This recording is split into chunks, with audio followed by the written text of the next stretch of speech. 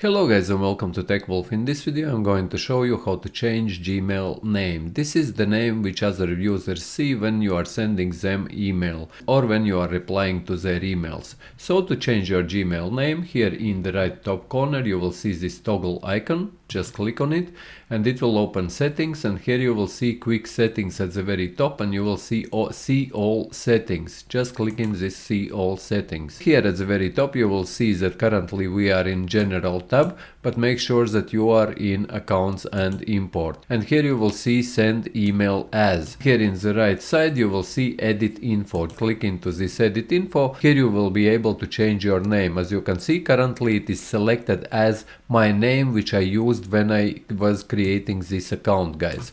But if you would like to add some custom name, you select this second one, and here in this second field you can add any name you want. For example, if I would add there TechWolf and I click save changes, then whenever I will be sending email from this email address, they will be receiving email from TechWolf and seeing that this email has been sent from TechWolf. This is how you can change your Gmail name, and if you found this video useful, leave a like, share this video, subscribe to my channel if you are new, and see you in the next one.